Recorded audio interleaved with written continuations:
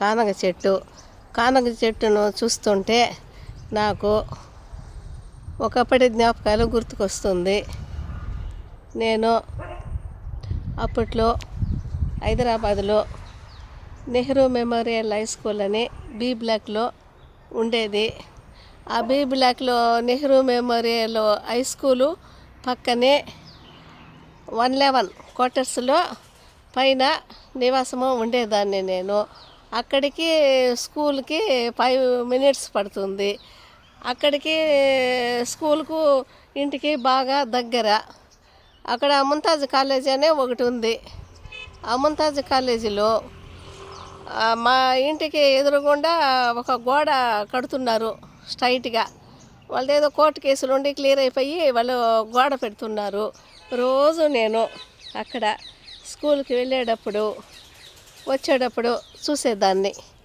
ఆ గోడ పెట్టేటప్పుడు ఆ గోడకు నేరుగా చిన్నగా కానగ చెట్టు ఒకటి ఉండేది. కానగ చెట్టు అంటే చిన్న మొలక, కొద్దిగా చిన్న చెట్టుగా ఉండేది. రోజు నేను నా మనసులో అనుకునేదాన్ని, వాళ్ళు కట్టే గోడ దగ్గరకు వచ్చే కొద్దికి, వాళ్ళు తవ్వుకుంటూ వచ్చే కొద్దికి ఆ చెట్టు చనిపోతుంది, దాన్ని చంపేస్తారని నా మనసులో ఆలోచన అనేది రోజు బాధపడేదాన్ని. దాన్ని చూస్తూ చాలా దగ్గరికి వచ్చేసారు వాళ్ళు, గోడ తవ్వుకుంటూ వెనకాల సిమెంట్ పెట్టుకుంటూ ప్రహారీ గోడ కట్టుకుంటూ వచ్చేస్తున్నారు. నేను స్కూల్కి వెళుతూ వస్తూ మధ్యాహ్నము భోజనానికి వచ్చేదాన్ని. 5 minutes కాబట్టి, పక్కనే కాబట్టి ఇల్లు. ఆ B block Nehru memorial high school పక్కన 111 క్వార్టరు. రోజు వస్తూ పోతూ బాధపడేదాన్ని. అది దగ్గరకు వచ్చేసింది గోడ పెట్టేది. ఇంకా నా మనసు చాలా బాధ అయిపోయింది. అక్కడ పనిచేసే కూలీలతో నేను అడిగాను, ఆ చెట్టును ఎలాగైనా ఏళ్ళతో కూడా తీసి నాకు ఈ క్వార్టర్స్ ముందర పెట్టండి, మీకు మంచి టీ పెట్టిస్తాను, మీకేమన్నా ఇస్తాను అని చెప్పాను. వాళ్ళు సరే అన్నారు. వాళ్ళ పాపం నా బాధ అర్థం చేసుకొని దాన్ని ఏళ్ళు వరకు తీసేసి తెచ్చి క్వార్టర్స్ ముందర నాటారు. నాటిన తర్వాత అది ఆకులంతా రాలిపోయి అది అట్లే కొమ్మలాగా ఎండిపోయింది. అయ్యో, ఇది మనము అక్కడ చనిపోతుంది అనే బాధపడి ఇక్కడ నాటాము, ఇక్కడ కూడా అది చనిపోయింది అని బాధపడ్డాను. ఒక 2-3 months తర్వాత అది మొదల్లో ఇగుర్లు వచ్చి, మోసుల్లాగా వచ్చి ఇగుర్లు వచ్చి అది ప్రాణాలతో బతికింది. అప్పుడు నేను చాలా సంతోషపడ్డాను.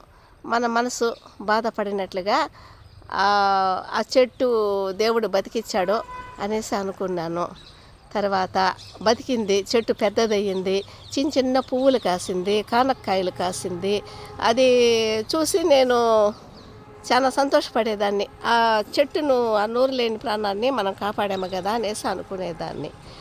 ఆ తర్వాత బైఫర్కేషన్ అయినప్పుడు ఆఫీసులన్నీ ఇటు సైడ్ వచ్చేసాయి.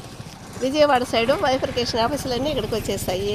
ఆఫీసులు వచ్చేసినప్పుడు నేను ఒంటరిగా అక్కడ మిగిలిపోయాను.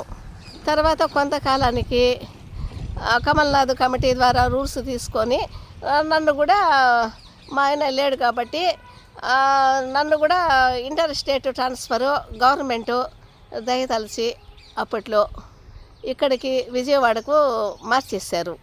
మార్చేసినప్పుడు నేను కూడా ఇక్కడికి వచ్చేసాను.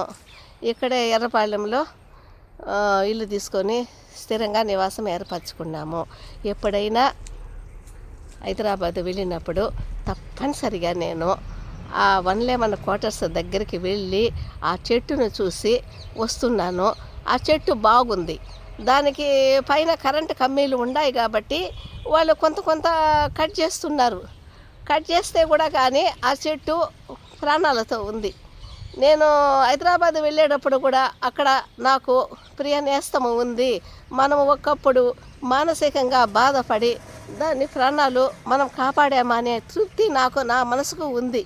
ఇప్పుడు ఎప్పుడు హైదరాబాద్ వెళ్ళినా కూడా అక్కడ నా నేస్తము నా కోసం ఎదురు చూస్తుంటుంది అని నేను చాలా హ్యాపీగా ఫీల్ అవుతాను.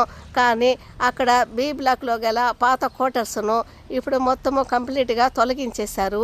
ఒకసారి వెళ్ళినప్పుడు నేను చూశాను, ఆ పాత బిల్డింగ్స్ అన్నీ కూడా తీసేశారు, చాలా వరకు తీసేశారు. నేను ఉన్న 111C క్వార్టర్ కూడా తీసేశారు. అక్కడ నేను పనిచేసిన నెహ్రూ మెమోరియల్ హై స్కూల్ మాత్రమే ఉంది. అది టీవీ టవర్ దగ్గర కొత్తగా బిల్డింగ్ కట్టి అక్కడికి షిఫ్ట్ చేశారు. కానీ ఎందుకో ఆ మనసు అనేది అలా బాధపడుతుంది. చాలామంది కూడా ఈ నోరు లేని ప్రాణాల గురించి కూడా కొంతవరకైనా మనం కాపాడగలుగుతామా అని కూడా ఆలోచిస్తారు. ఎంతో మంచి మంచి మనసు గల వాళ్ళు కూడా మన వాళ్ళల్లో ఉన్నారు. ఇదిగోండి కానగ చెట్టు చూపిస్తూనే నేను ఆ చెట్టు కోసం పడిన బాధ నా ప్రియ నేస్తం హైదరాబాద్లో ఉంది. ఇప్పుడేమో నేను ఇక్కడ మన విజయవాడలో ఉన్నాను. ఎప్పుడు హైదరాబాద్ వెళ్ళినా కూడా నా ప్రియ నేస్తం మాత్రం అక్కడ ప్రాణాలతో ఉంది. కానీ దానికి ఆహారము నీళ్లు పోయలేను, దానికి ఎరువులు వేయలేను, కానీ అది జీవించే ఉంది.